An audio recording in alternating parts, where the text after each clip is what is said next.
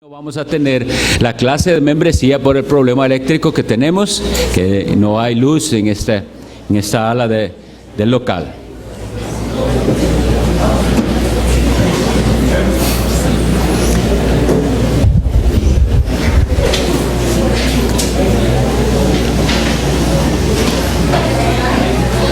Hoy tenemos la lección número 10 de la serie de este trimestre, que está titulada La batalla por la pureza, una batalla contra la inmoralidad. Y para los que no han estado en el resto de las lecciones, esta serie de clases bíblicas de este trimestre de octubre a diciembre está basada en gran parte en el material que nosotros proveemos con el curso bíblico que se llama Libertad Pura del Ministerio Liberando a los Cautivos, en el cual nosotros como iglesia estamos involucrados. Varios de aquí de nuestra iglesia somos mentores y por la gracia del Señor yo funciono como director de este ministerio en habla español, porque está en muchos idiomas el curso. Entonces en cada idioma hay coordinadores para los diferentes países.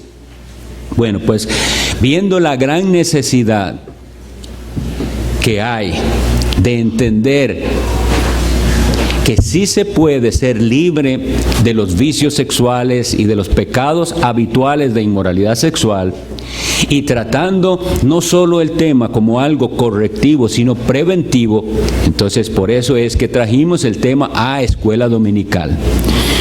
Porque pudiera ser que ahí, en nuestras bancas, hay sentadas personas luchando con el problema o con el pecado, mejor dicho,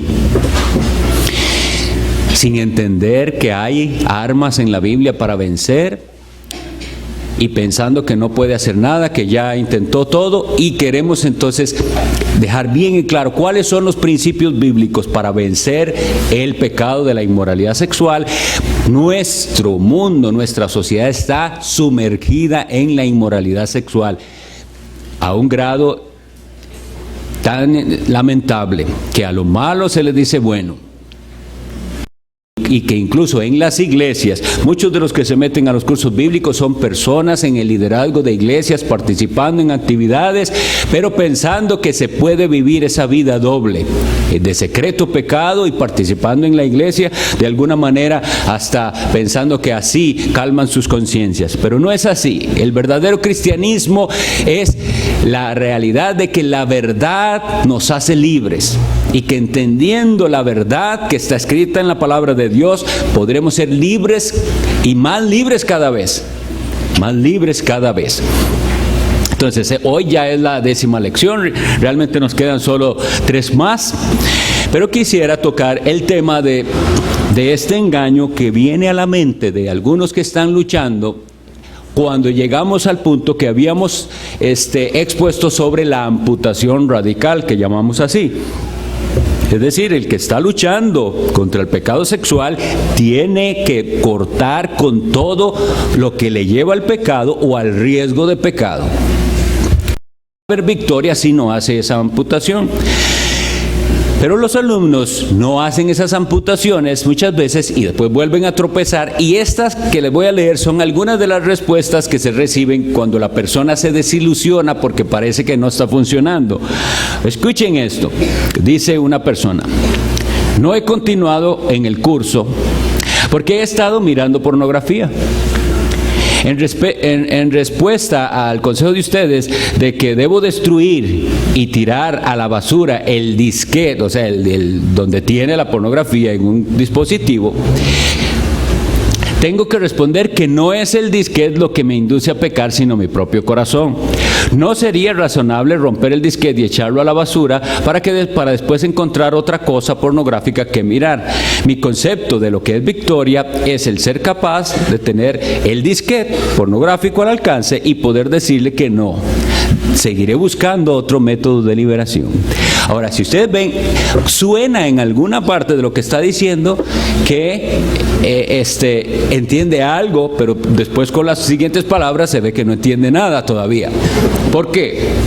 Porque ya habíamos visto, sí es cierto, una cosa es abstenerse del pecado y vivir deseándolo, ese no es convertido, no ha tenido, el Señor no ha cambiado su corazón, Él ama el pecado, solamente se está absteniendo porque, y habíamos visto las causas, o porque le da miedo irse al infierno, o porque le da miedo una enfermedad venérea, o porque, etcétera. No tiene la motivación correcta. Pero si usted se dice cristiano, ama a Cristo y aborrece ese pecado que le separa de Cristo, entonces lucha, pero se engaña pensando que puede dejar el tal CD-ROM y entonces decir que ya estoy muy bien, aquí está la pornografía, pero no la voy a ver. Eso es un engaño. Y vamos a ver por qué. Pero veamos, voy a leerles otro para que vean cuán frecuente es esto. Dice esta otra persona que también se ve que sabe un poco, pero al final no. Si alguien que está a régimen de dieta tiene que resignarse a ver golosinas todos los días sin comerlas, pero deseándolas, no hay victoria.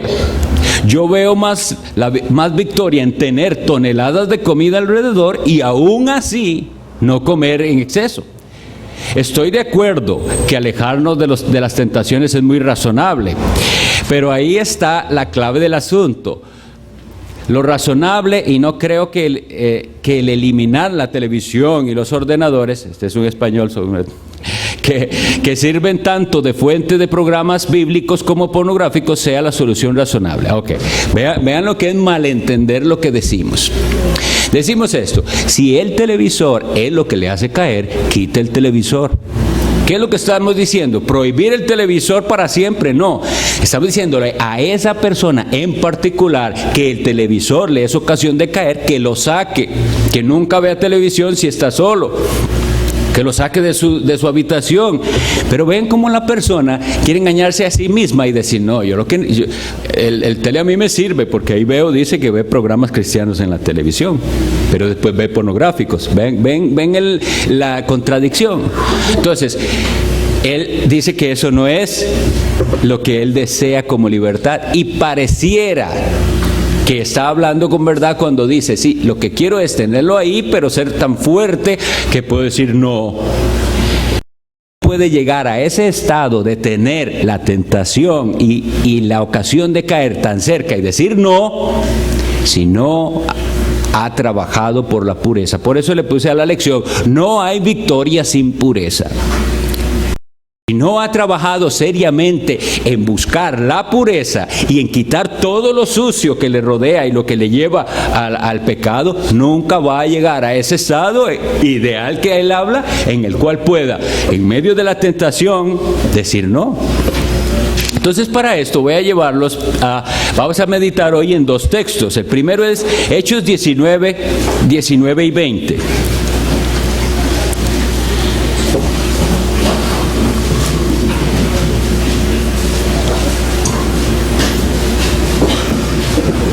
El libro de los Hechos de los Apóstoles, capítulo 19, dice así los versículos 19 y 20.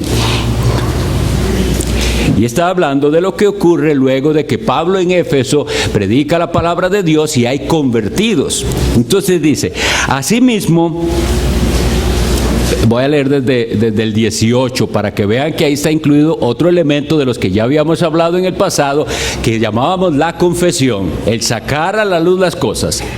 Dice, y muchos de los que habían creído venían confesando y dando cuenta de sus hechos. Asimismo, muchos de los que habían practicado la magia trajeron los libros y los quemaron delante de todos, y hecha la cuenta de su precio hallaron que era 50,000 piezas de plata. Y así crecía y prevalecía poderosamente la palabra de Dios. Entonces, ¿qué es lo que sucede como resultado de una verdadera conversión? Una disposición de decir, yo con esto que es pecado y que me apartaba a mí de Dios, no quiero nada. Voy a reconocerlo porque dice que venían confesando. Ahora, eso no es un patrón que pensemos que tengamos que venir y decirle a todo el mundo todos los pecados, pero sí estar dispuesto, cada uno en la ocasión necesaria, a confesar. El Señor me salvó a mí, ¿de qué? De eso me salvó a mí el Señor. Entonces ellos sabían y vienen, confiesan, pero no se dicen, bueno, nosotros practicábamos la magia y todo eso, ya no lo vamos a hacer, pero vamos a dejar los libros ahí. y los amuletos y todo eso. ¿Qué es lo natural? Ya no quiero nada con amuletos, ni con libros de magia, ni con nada que me asocie con eso. Eso es lo mismo que se espera con el que ha sido atrapado con pecados sexuales. Bote y elimine todo aquello que era una fuente de pecado.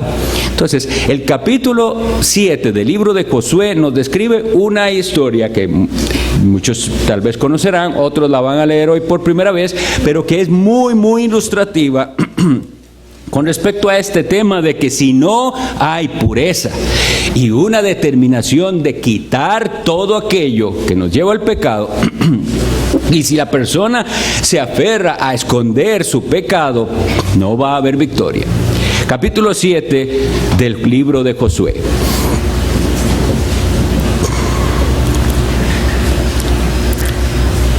Pero los hijos de Israel cometieron una prevaricación en cuanto al anatema. Porque Acán, hijo de Carmi, hijo de Sabdi, hijo de Sera, de la tribu de Judá, tomó del anatema. Y la ira de Jehová se encendió contra los hijos de Israel. Antes de continuar, quiero hacer la aclaración, por los que no saben. Recién habían conquistado Jericó. Jericó debería ser destruida y no se podía tomar nada de ahí. Todo eso estaba bajo la maldición de Dios, y así lo había dicho Dios. Entonces, en esas circunstancias fue en las que este hombre se atrevió, dice, del anatema, es decir, de aquellos bienes que estaban bajo ya la maldición de Dios, y la ira de Jehová entonces se enciende contra los hijos de Israel. Después Josué envió hombres desde Jericó a Ai. Ai es una ciudad que estaba junto a Bet-Aven, hacia el oriente de Betel, y les habló diciendo: subid y reconoced la tierra. Y ellos subieron y reconocieron a Ai. Y volviendo Josué les dijeron: no suba todo el pueblo, sino suban como 2,000 o 3,000 hombres, y tomarán a Ai. No fatigues a todo el pueblo yendo allí, porque son pocos. Y subieron allá del pueblo como 3,000 hombres, los cuales huyeron delante de los de Ai. Y los de Ai mataron de ellos a unos 36 hombres, y los siguieron desde la puerta hasta Sebarim, y los derrotaron en la bajada, por lo cual el corazón del pueblo desfalleció y vino a ser como agua. Entonces Josué rompió sus vestidos y se postró en tierra sobre su rostro delante del arca de Jehová hasta caer la tarde, él y los ancianos de Israel, y echaron polvo sobre sus cabezas. Y dijo Josué: ah, Señor Jehová, ¿por qué hiciste pasar a este pueblo el Jordán para entregarnos en las manos de los amorreos, para que nos destruyan? Ojalá nos hubiéramos quedado al otro lado del Jordán. Ay, Señor, ¿qué diré ya que Israel ha vuelto la espalda delante de sus enemigos? Porque los cananeos y todos los moradores de la tierra oirán y nos rodearán y borrarán nuestro nombre de sobre la tierra, y entonces, ¿qué harás tú a tu grande nombre? Y Jehová dijo a Josué: levántate, ¿por qué te postras así sobre tu rostro? Israel ha pecado y aún han quebrantado mi pacto que yo les mandé, y también han tomado del anatema y hasta han hurtado, han mentido y aún lo han guardado entre sus enseres. Por eso los hijos de Israel no podrán hacer frente a sus enemigos, sino que delante de sus enemigos volverán la espalda, por cuanto han venido a ser anatema. Ni estaré más con vosotros, si no destruyereis el anatema de en medio de vosotros. Levántate, santifica al pueblo, y di: santificaos para mañana, porque Jehová el Dios de Israel dice así: anatema hay en medio de ti, Israel. No podrás hacer frente a tus enemigos hasta que hayáis quitado el anatema de en medio de vosotros. Os acercaréis pues mañana por vuestras tribus, y la tribu que Jehová tomare se acercará por sus familias, y la familia que Jehová tomare se acercará por sus casas, y la casa que Jehová tomare se acercará por los varones. No voy a leer el resto, pero sí el final. Y vean lo que sucede a partir del versículo 24. Entonces Josué y todo Israel con él tomaron a Acán, hijo de Sera, el el dinero, el manto, el lingote de oro, sus hijos, sus hijas, sus bueyes, sus asnos, sus ovejas, su tienda y todo cuanto tenía. Y lo llevaron todo al valle de Acor. Y dijo Josué: ¿por qué nos has turbado? Túrbete Jehová en este día. Y todos los israelitas los apedrearon y los quemaron después de apedrearlos. Y levantaron sobre él un gran montón de piedras que permanece hasta hoy. Y Jehová se volvió del ardor de su ira. Por esto aquel lugar se llama Valle de Acor hasta hoy. Para resumir, lo que sucede es que este hombre Acán, cuando conquistaron Jericó, una gran victoria, una victoria que Israel pudo tener porque fue obediente. ¿Cómo ganaron esa victoria? Sin espadas, solo dándole las vueltas por 7 días a la ciudad amurallada de Jericó, para el 7º día dar 7 vueltas y gritar, y Dios mismo bota los muros de esa ciudad y todo fue destruido. Dios había dado las instrucciones, ellos siguieron las instrucciones en obediencia y Dios les da victoria sobre esa ciudad. ¿Por qué digo que es una muy buena ilustración en este caso? Porque así es la vida de muchos de los que están luchando contra el pecado. Tienen una buena victoria y se entusiasman tanto. Y entonces creen que ya todo va a ser color de rosa. Esto se da, lamentablemente, mucho en las iglesias donde hay mucho activismo o actividades especiales o retiros o campamentos. Entonces la persona va y participa y se siente tan gozosa y pasó 2 o 3 días solo cantando y gozoso con la gente y cree que ya, qué victoria, 3 días sin pecar. Y pasan 2 semanas más y vuelve a caer. Ese es el asunto. Si pudiéramos ver eso como una victoria. Tenemos que ser bien cuidadosos, porque la victoria viene por la obediencia. Obedezco a Dios y Dios es fiel a su promesa. Obediencia al Señor, y Él había dicho que no podían tomar nada, pero Él codició y quiso un poco. Todo lo destruimos. Y el hombre, ustedes vieron lo que decía uno de los que escribe y hablaba, es que lo razonable es tal o tal cual cosa. Eso es lo que sucede, que la gente comienza a razonar, pero no a razonar bíblicamente, sino a darse a sí mismos permisos de ¿por qué no? ¿Por qué tan exagerados? Porque es que ya no voy a poder hacer nada, ni ir a ningún lado, ni visitar a mi amiga. Los jóvenes, ¿cuántas parejas en iglesias han caído en pecado? Porque toman los riesgos. No tienen que andar solos, no tienen que estar en ocasiones que les lleven a caer. No podrá vencer si no obedece.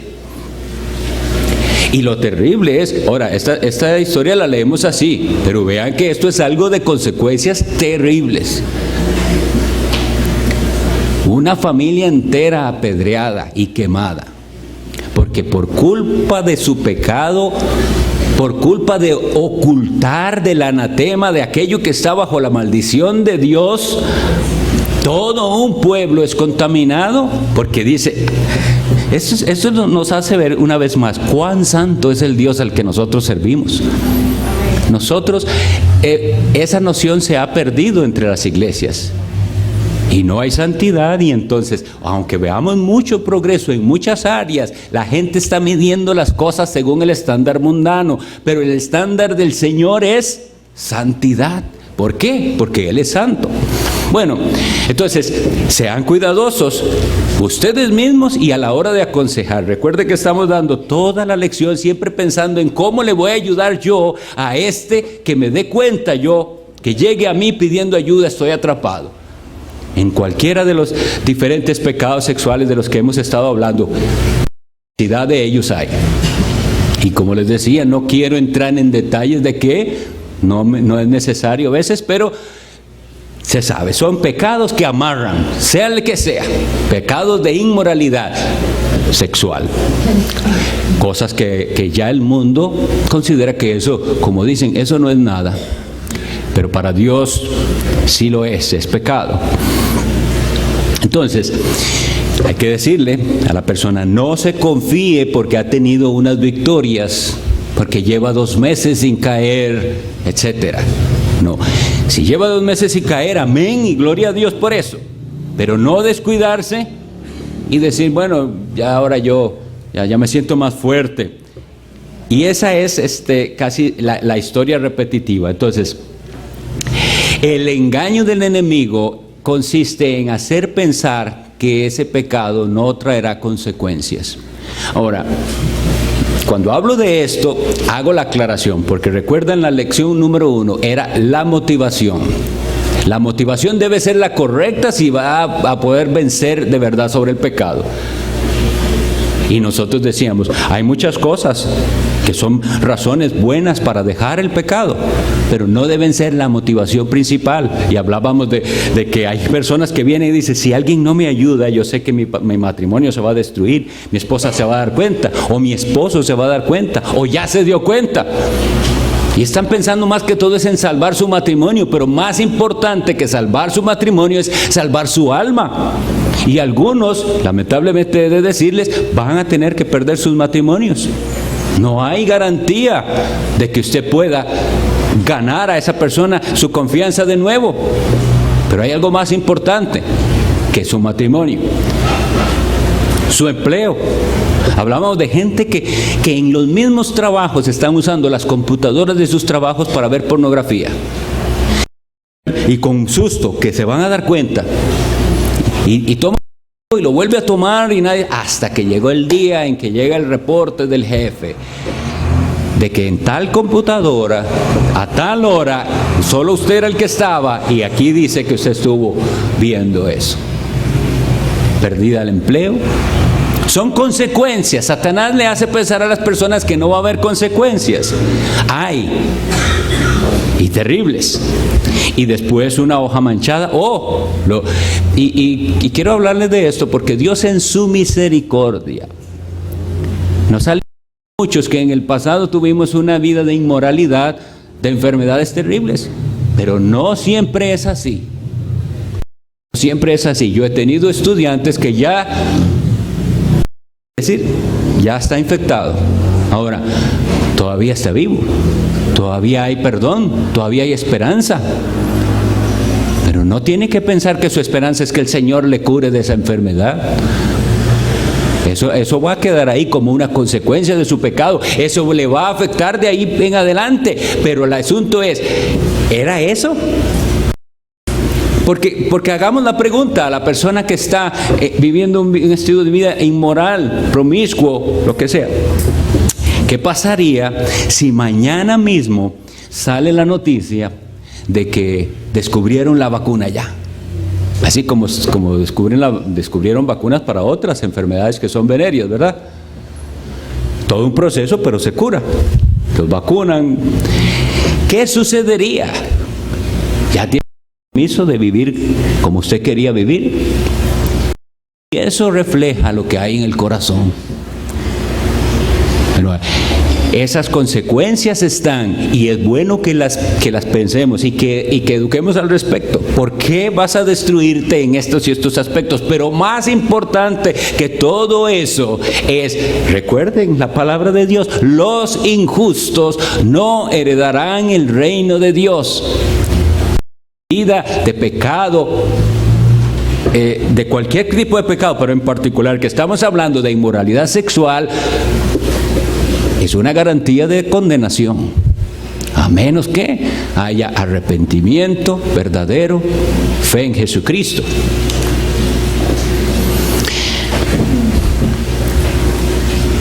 Entonces,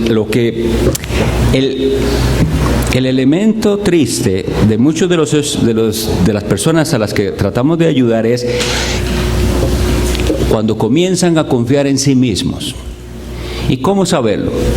¿En qué medida está confiando en sí mismo? Solo son las respuestas del curso las que lo dan.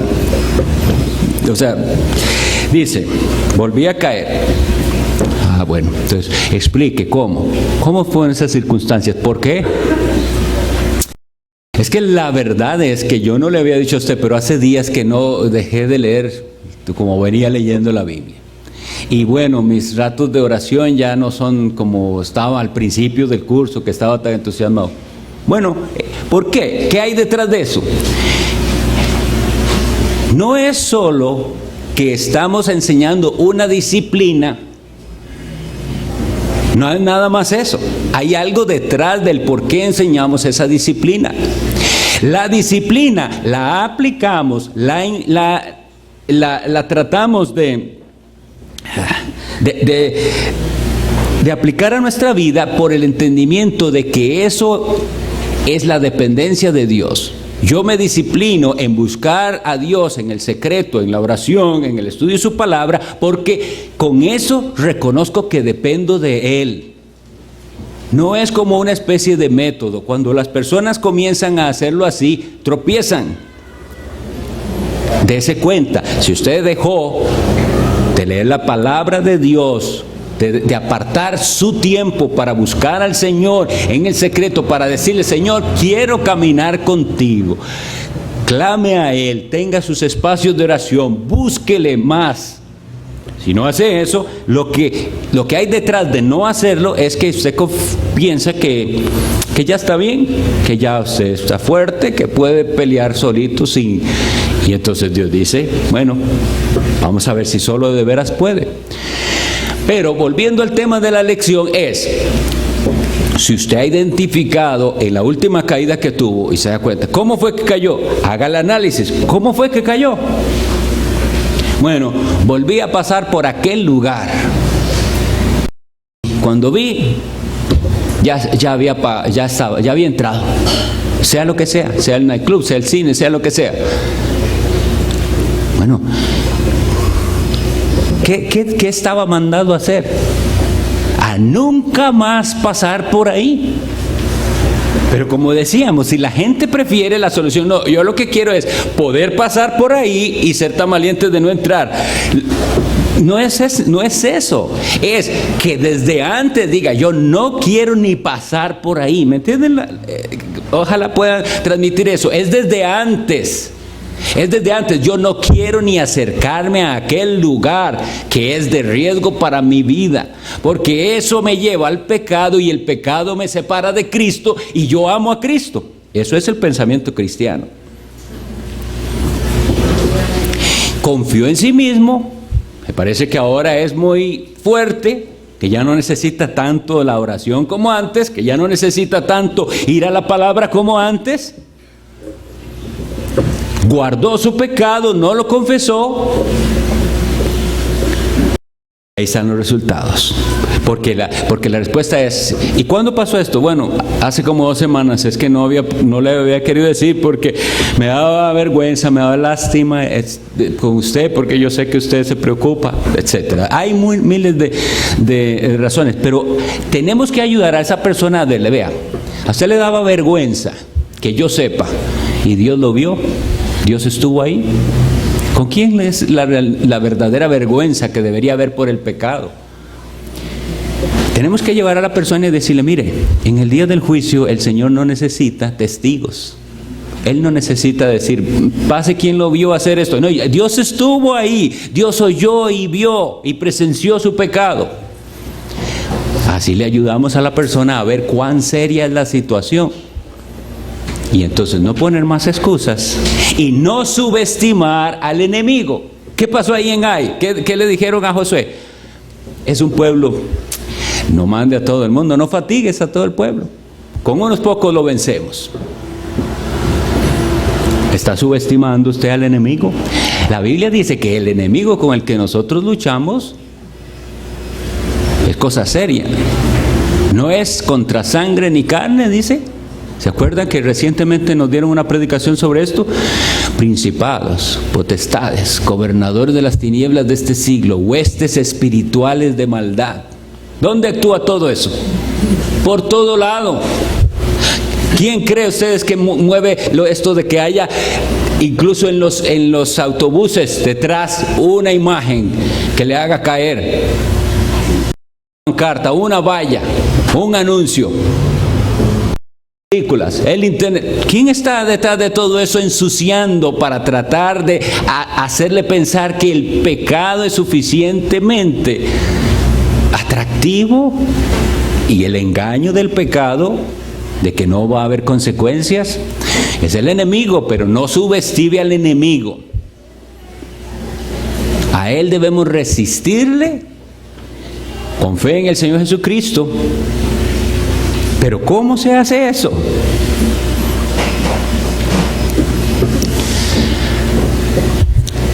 Usted subestima a su enemigo, que es el diablo y el mundo y su propio corazón, que a veces nos traiciona, o muchas veces, porque está escrito que es engañoso. Cuando usted deja de buscar ese auxilio de Dios y se atreve a dejar parte del anatema en su casa, en su corazón, a su alcance, ¿está dispuesto a deshacerse de todo eso? De revistas, de estar mirando televisión.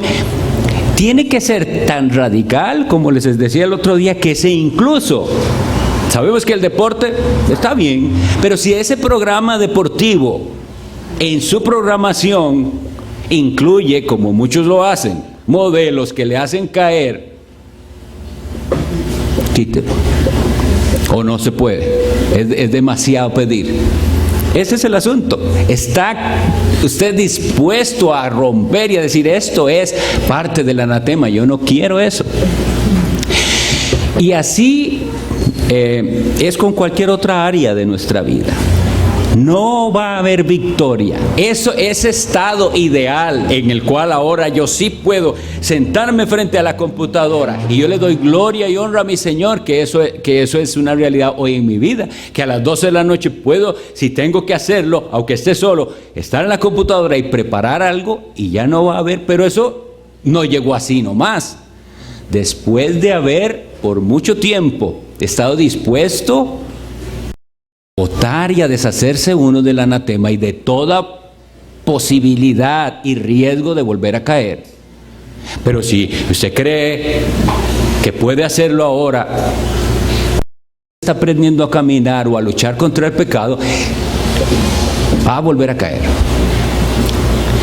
Cada uno hacer también en sus circunstancias una revisión, porque esto no es una cosa tan sencilla como que yo les pueda dar la lista de cosas que no hacer y que sí hacer, sino que el caso, por eso es que se ocupa de una verdadera consejería pastoral y de hermanos que se exhortan unos a otros y están dispuestos a acompañar al hermano en el proceso.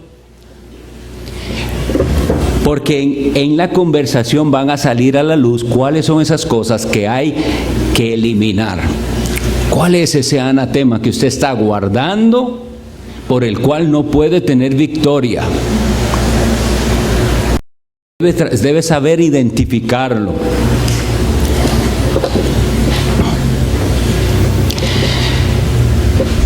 Quisiera entonces volver a lo que sucedió en Jericó y a compararlo con Ai. Una gran victoria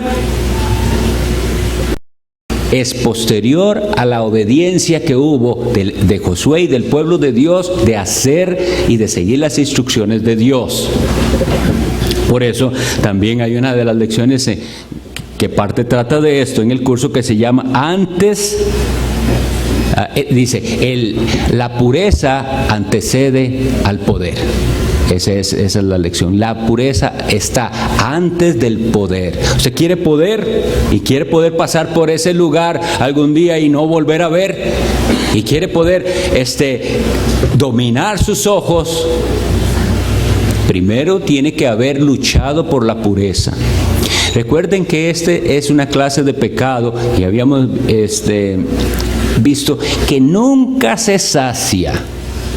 Esta semana recibí una respuesta de uno de los estudiantes.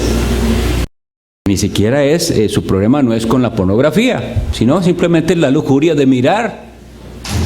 Y dice, siempre está el engaño de que va a pasar una mujer, otra más guapa, otra más bonita. Ya vi una. Y ahí está el adulterio en su corazón. vio a la mujer más hermosa. Entonces ya debería haberse saciado, pero no, siempre hay la idea de que habrá otra más hermosa aún que volver a ver. ¿Y qué es el mandamiento de la Biblia? Que usted no puede volver a ver y no debe y tiene que pelear contra eso. Otra que no es la suya, la que Dios le dio a usted, su esposa. Y si no tiene esposa, tiene que esperar a que ella venga, porque esa es la única que usted puede volver a ver y regocijarse en ella y deleitarse con ella según el estándar de Dios, en una relación limpia, sana. Pero así cualquiera, las mujeres también. No piensen que esto es solo de los hombres, porque el engaño es ese, y entonces pensar que esta clase tiene que ver con los hombres, nada más. Las estadísticas las dimos hace mucho tiempo, ¿verdad? Cómo va creciendo el porcentaje también de mujeres atrapadas en estos vicios sexuales y en conductas inmorales. ¿Y nosotros qué vamos a hacer? Nosotros vamos, como iglesia de Dios, a luchar por la pureza y a quitar todas las cosas que sean parte de la